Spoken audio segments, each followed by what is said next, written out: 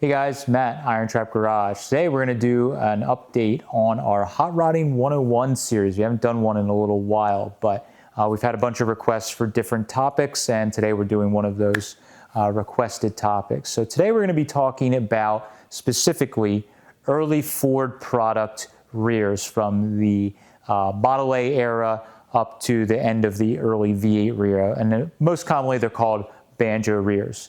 So those rears we're going to be discussing today on the differences, things to look out, which ones are better for using for hot rods and different configurations, and what you should look for when you're out hunting at swap meets, junkyards, and old barns. All right, so we're going to start off with kind of the earliest and smallest rears, width and also size-wise all the way up to the end of the early V8 flathead era. So right off the bat, Model T rears are animal all to its own. If you're watching our channel, you're probably into early V8, Model A era, but most likely you're into the whole nostalgic hot rodding and custom thing, which we sort of like too. So the Model T rears are just not really good for anything other than a Model T. So if you're thinking about building a nostalgic hot rod or custom or something like that, Model T rear would probably not be your best choice. So because of that, what we're going to start with is like a Model A / 32 rear. So the reason I'm doing the slash here is a Model A and a 32 rear are basically the same rear, identical rear as far as the center section goes on those. They are the same strength. Don't let anyone let you think that a 32 rear is stronger than a Model A rear. They both are not very strong and have their same kind of designs. Where these rears differ though is in the axle bell. So a Model A rear is going to be the shortest, or 32 rear, shortest of the rears for the Banjo style rears. The 32 version is going to have the spring hangers that actually come off the back. That's when the change from Model A to early V8 era 32, the design was that the car rode better with the spring back behind the rear. And on a 32 was the first year of that. So it's going to have little arms that are actually like cast into the axle tubes, and it actually has the spring mounts on it so it can mount the spring behind, where a Model A rear is going to have the spring perches right on the top of the axle tubes. The other way, if you're out there trying to identify these rears, any type of Banjo style rear, the one thing you're going to look for is the drive shaft removable or is it not removable? So the thing that you can look for on a Model A or 32 rear, they'll let you know that it is one of those for sure, is the ring, the pinion and the drive shaft are actually basically one, the way they are put together. They do not have a sleeve where you can just take the drive shaft off on its own. It's going to actually go all the way in to the pinion, and it's like pressed in there. So you basically, when you see one of those, if you see a piece of a drive shaft and it's just cut off and it goes down in and there's no like sleeve or coupler where it would be splined, then you know it's either most likely a 32 or a Model A rear. Now we do have one exception that we're going to get into just a little bit later. Now these are the shortest of those. The other thing with them is all of them, 32 or Model A, only came with mechanical brakes. So if you see the rear, you're not quite sure if it has mechanical brakes on it, you know that it's probably an earlier rear, and then you can just look at the way the spring perches are, and that'll kind of tell you which style it is. Now on 32, there is a very, very rare version of it that is highly sought after. I've never seen one in person, but apparently very late production. The torque tube flange, where the torque tube actually bolts in, it is on Model A, and 99% of the 32s, it is a round flange on the front of the rear end.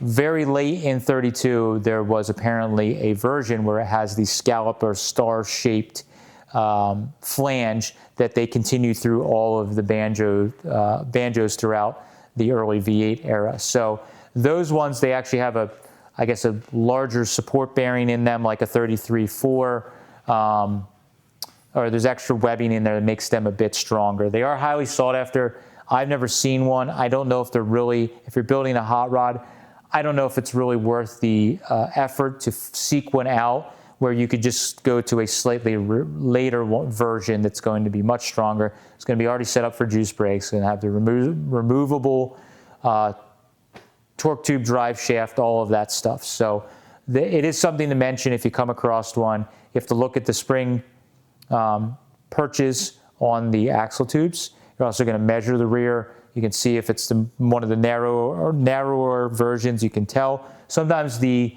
33.4 rears are mistaken for that, but that's where the difference is. You have to look at all those different things and the way the spring hangers and everything is on it. But the Model A 32 rear, if you're building a nostalgic hot rod, it was, especially in 32s specifically, it was quite common to still run that rear. This car in particular, the car we call the DeLorean Roadster, when I found this car, it actually had the original rear still in it.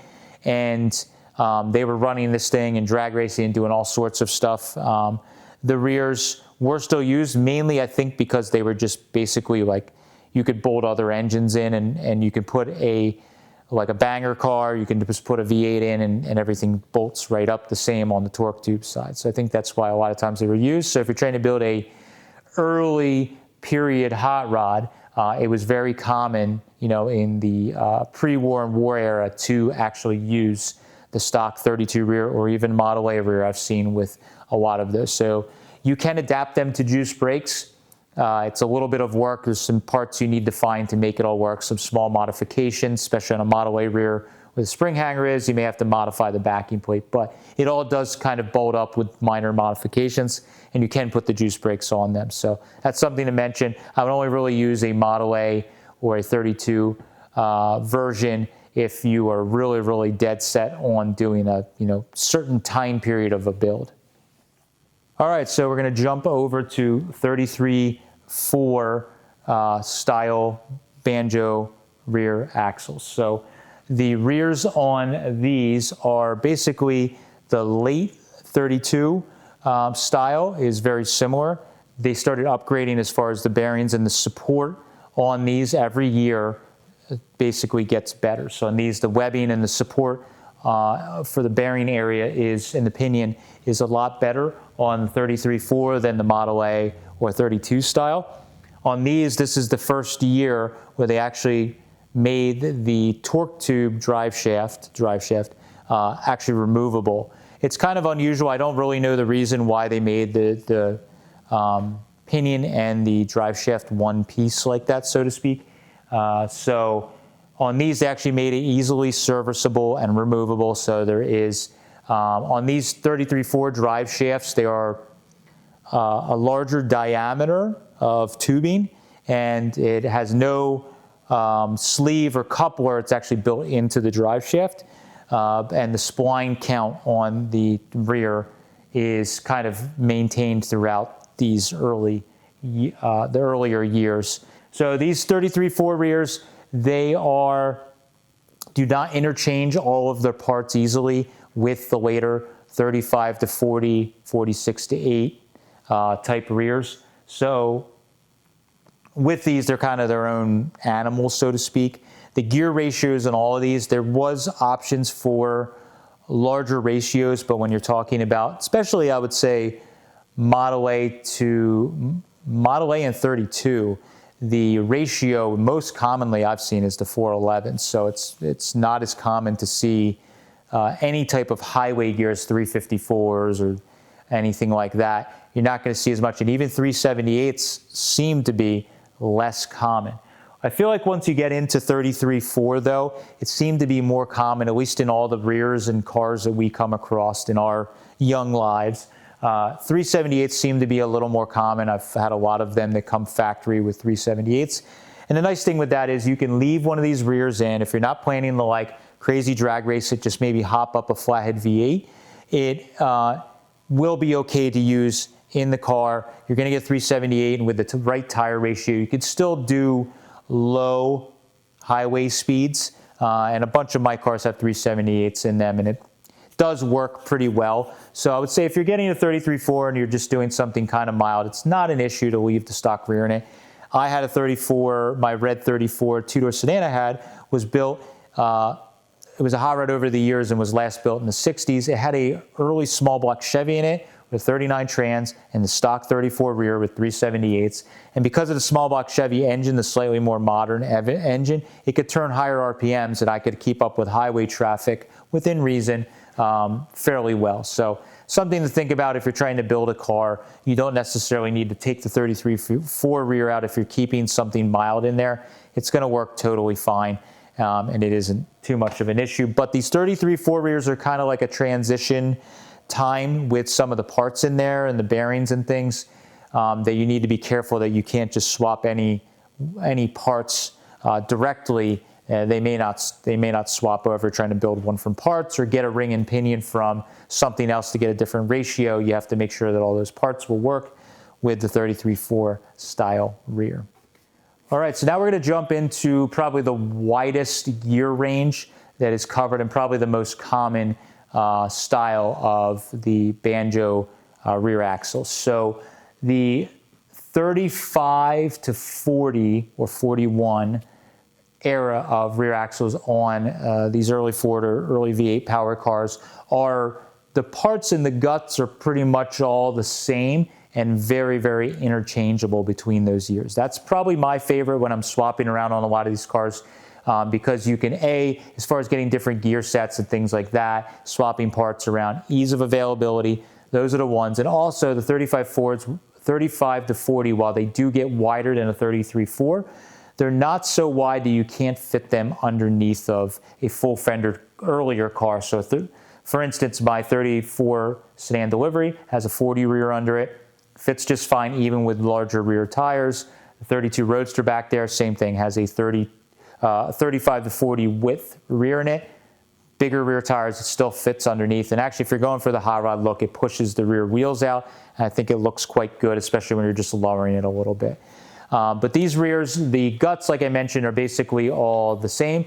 But you can see on, especially 35.6, there's a lot of differences that when you're looking at these, you can may want to consider when you're looking at them. So 35.6, easiest way to identify when you're just looking at the rear axle is there's going to be tabs on the axle tubes instead of actual like forged or cast axle or rear spring perches on them. On these, they actually changed it where the rear radius rods bolt on with tabs, and then the spring hangers are actually built into those rear radius rods. I think that's probably the smartest design that they could have done because it makes everything easy to take apart. And if something gets damaged, you can actually, like a spring perch, you can actually replace a radius rod and not an axle tube. But for whatever reason, they changed that after 36 and they went to where it actually has the spring hangers are kind of part of, actually made into the axle tube. So if you see it has those tabs with no perches whatsoever on the axle tubes, it's probably 35.6. You can also check with the measurements, of course, as well, but that's one of the easiest ways to tell those. When you pull the torque tube off, the 35.6 is actually the ones that have the drive shaft that is like a cone shape, and it's actually cone shaped on both sides, and then in the middle it comes to the widest end, so it gets narrower on either end where it goes into the trans and then goes into the pinion. Those drive shafts are actually highly sought after because those are the ones that have been used for, since the beginning of hot rodding, those are the drive shafts that they actually would cut the ends off, cut it in the center, and that gives you your megaphone for your headers, for your Lakes style headers. So we more oftentimes than not use and sell those drive shafts for that use, rather than for using them for a drive shaft. The other thing is those drive shafts are much harder to shorten. If you're doing a hot rod or putting a later rear in a smaller car, 32 Model A, T, whatever, you need to shorten the torque tube in the drive shaft. But with the shape of that, it's very, very difficult to do that because the shape is constantly changing. So if you have one of the more common 37 on up to 48 drive shafts, they are just a solid piece of metal, solid round bar. They can be cut, machined, sleeved, shortened fairly easily. If you're amateur machinist, you can probably do it, or you can have a shop do it. Where the other style, 35/6, is very difficult because the axle, the drive shaft changes in the radius changes throughout. Those 35 to 40 rears, again, most of the parts all interchange if you're looking for them, so you can take the center section with whatever ring and pinion. If you're ordering an aftermarket, like highway type ring and pinion, that's most common to find those to put in. Now, Model A, because there's so many Model A's, they do offer some of those that will interchange with 32. But I would say 35 to 40 has the most parts availability out there, especially when you're looking at the ring and pinions. Now, once you got into this era of rears, there was more options for ratios. And you have to be a little careful when you're buying a rear at a swap meet or from under a parts car. So the easiest way to check for the ratio is actually if you flip the rear upside down, on the bottom of the center casting on the center section, there'll be a little webbing there. If you clean that off really good, get all the grease, everything off, there is like a hand-stamped ratio there, or fractional numbers there. So we'll have two numbers with a horizontal line and another number underneath of that. If you divide them into each other, that will actually give you the ratio. So there was 411s. Most common is 411s, 378s. The less common ones that can be sought after is there's a 354, which is a factory highway gear, so to speak. And it seemed like those were more common in the flat areas of the country. So you're going to go out in the Midwest and things like that. I think those were more common out there. Whereas where we live in the East Coast, there's a lot more hills, and I don't think people order them as often, but they do pop up. And with these cars being around for so long, a lot of people over the years were getting those rears or ring and pinions, and they were putting them in the rear. So you do find them from time to time. The other one is, I believe it is a 444. That is a very low ratio,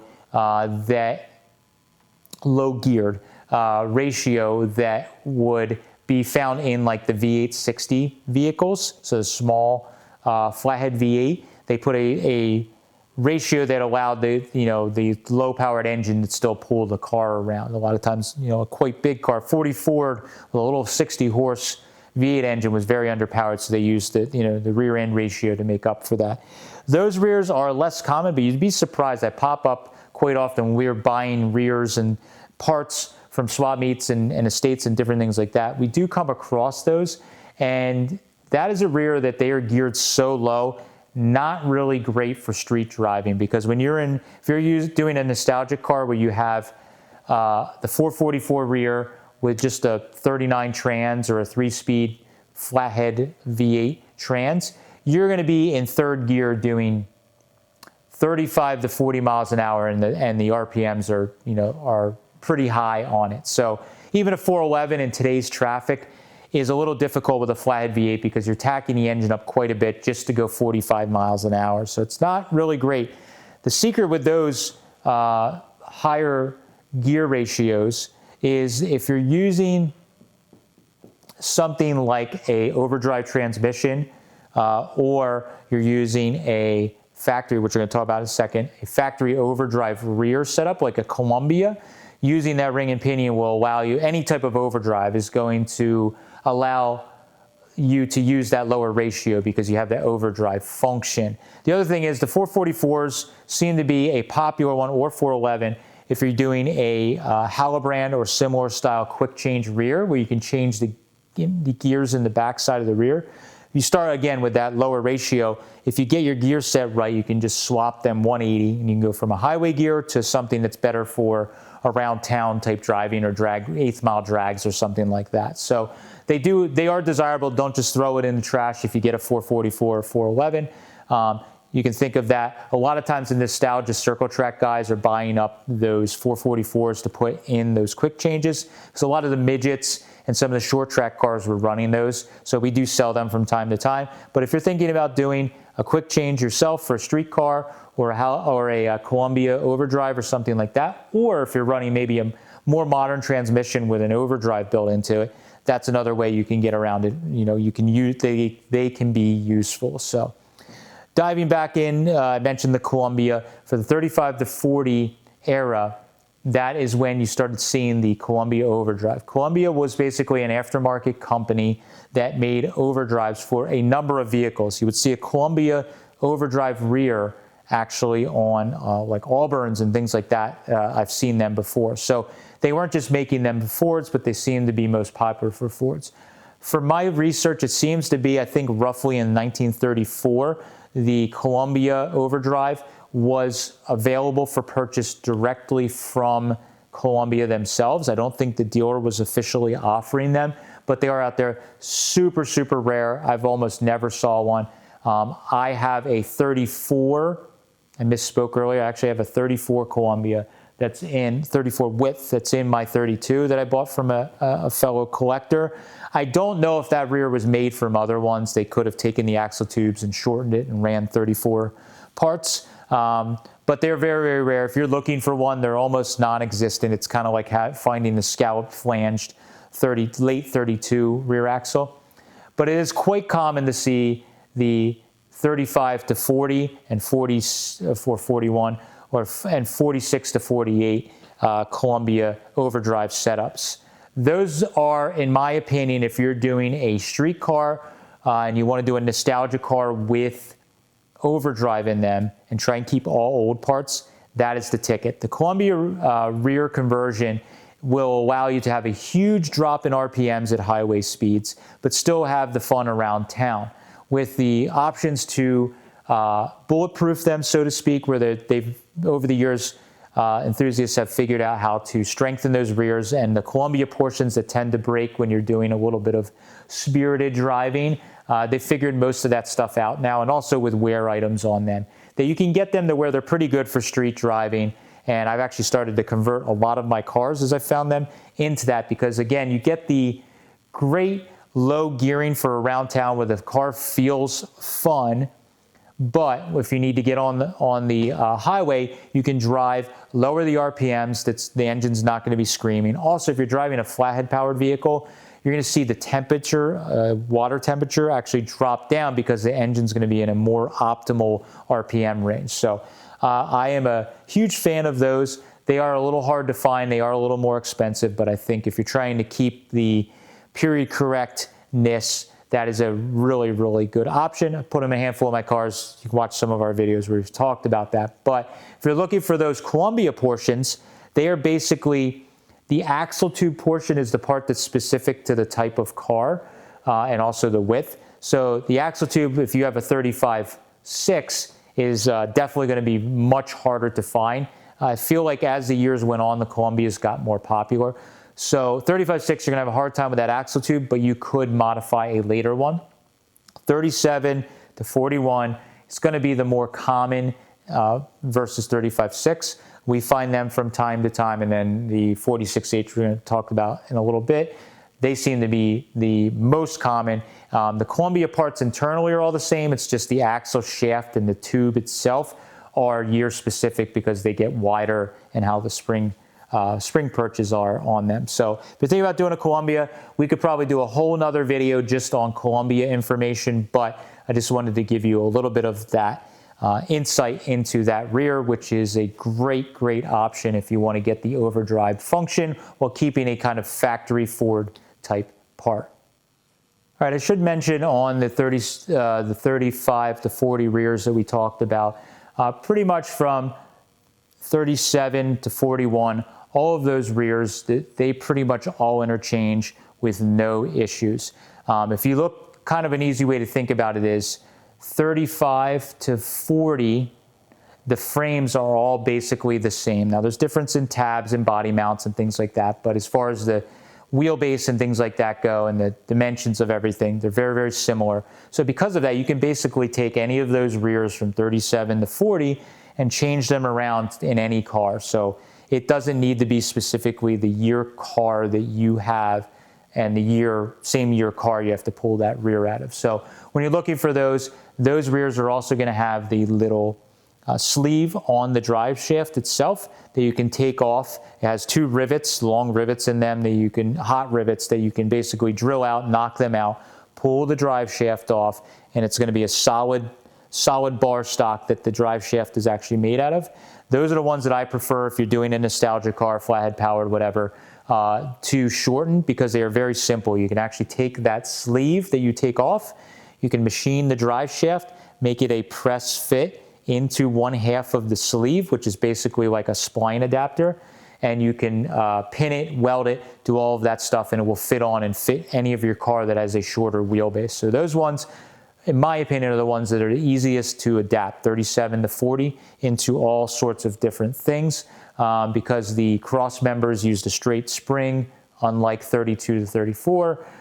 So with doing the spring being easier to find, not special, all of that stuff, it makes just those rears in general much easier to put underneath of kind of like any type of hot rod or custom that you're building.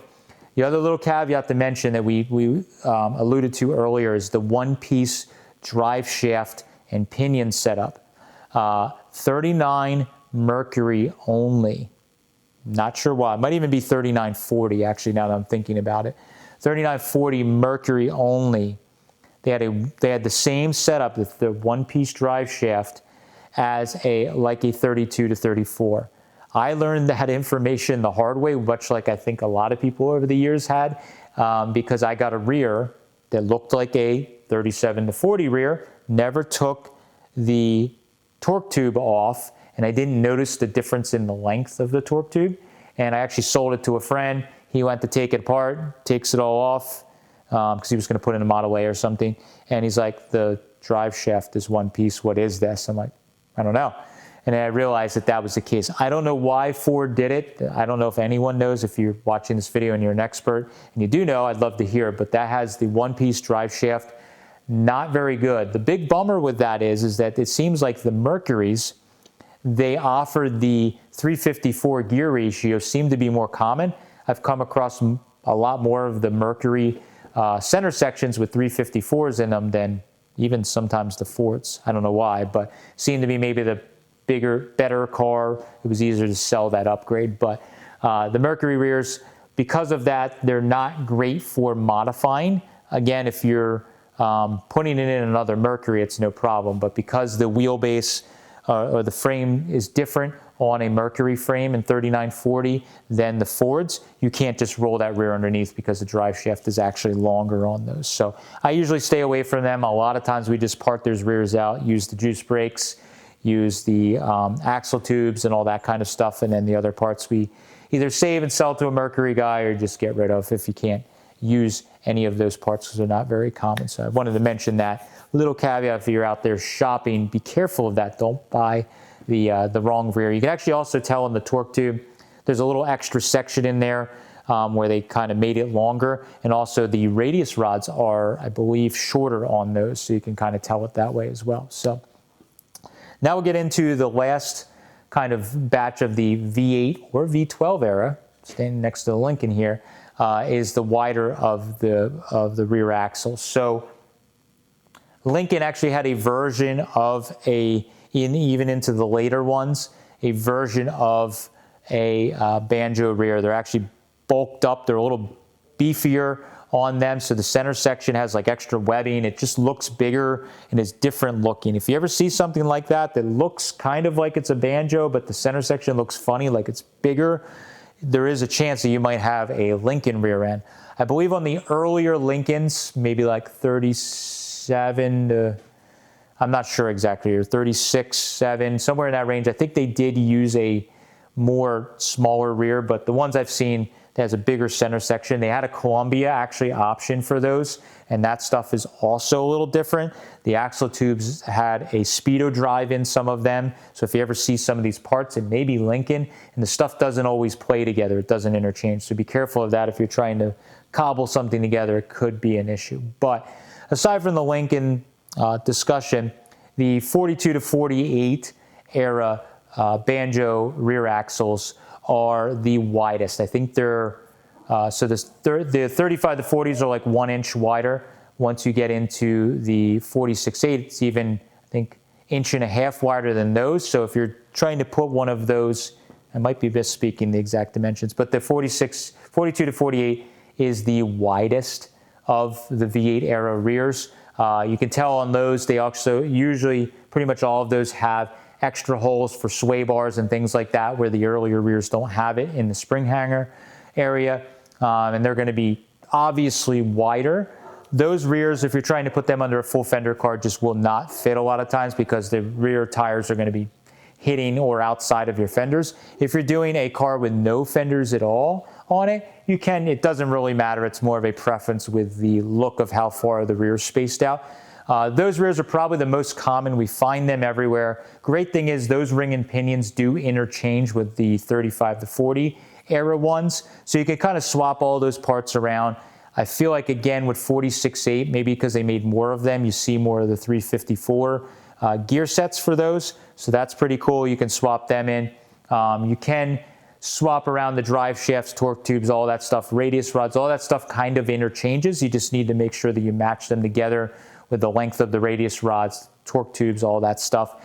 And you can, on almost all of these, if you're putting them into something like a Model A or 32 or smaller car, Model T, you're going to have to cut the torque tube up. You're going to have to modify the drive shaft to shorten it. You may have to cut the little pad that the radius rods bolt to up front, move it around. All of that is just stuff you're going to have to modify. There's almost nothing that is just like a direct bolt on that always works with this stuff.